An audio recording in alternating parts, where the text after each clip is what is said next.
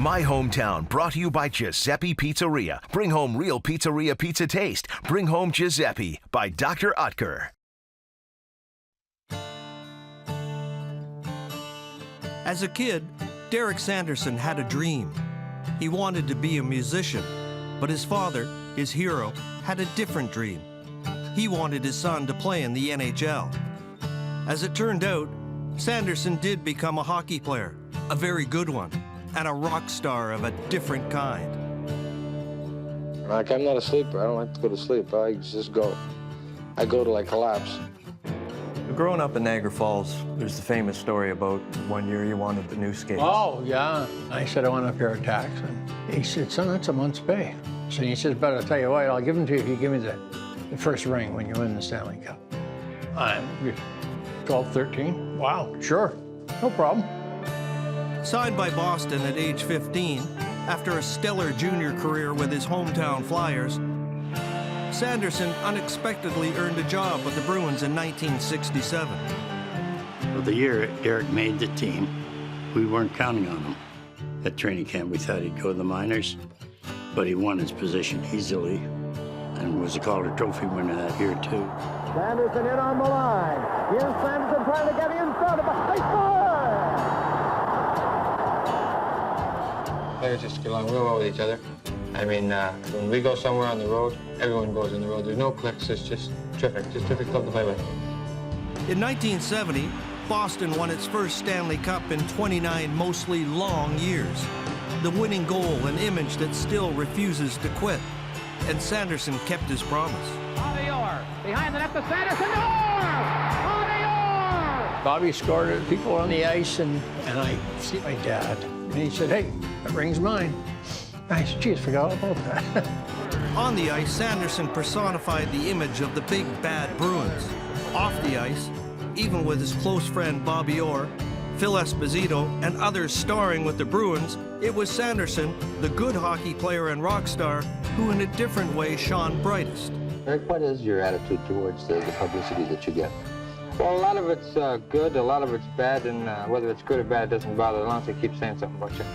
I had a lot of fun with the press and a lot of fun with people. You know, you're 20 years old, fulfilling a dream, and everybody's good. It's great. I'm in the bar business. Joe Namath's partner. I mean, things are going good. With his celebrity growing, the upstart World Hockey Association took notice. The Philadelphia Blazers offering to make him the highest paid athlete in all of sports with a $2.6 million contract.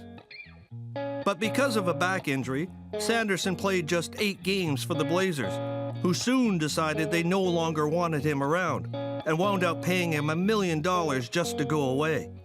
The Bruins took him back, but he wasn't the same player. Gave him a chance at training camp, and he wasn't able to take advantage of it. He was in certain troubles. After his failed comeback with the Bruins, Sanderson drifted around the NHL. The Rangers, Blues, Canucks, and finally Penguins all gave him a chance. It's pretty well all said and done.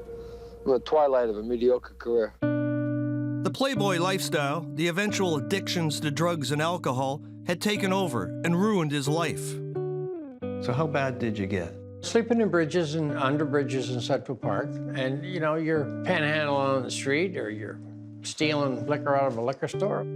After 13 unsuccessful attempts at rehab, a few of them driven by Orr, Sanderson found himself back home.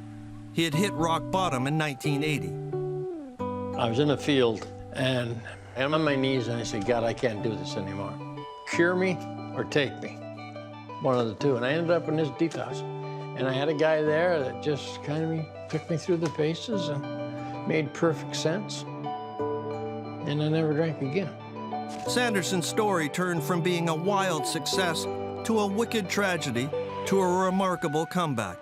Sober, he went into broadcasting with the Bruins and then went back to school to become a financial advisor. I wanted to protect athletes from themselves, and number 2, take them away from people that would take advantage of them. So that had a noble goal. Do you have any regrets? I would have stayed in Boston. I would have taken the $80,000 and stayed there, and everything would have been different. Would you almost say your life's been like a puzzle? Yeah, I still don't have all the pieces together, but that's a work in progress.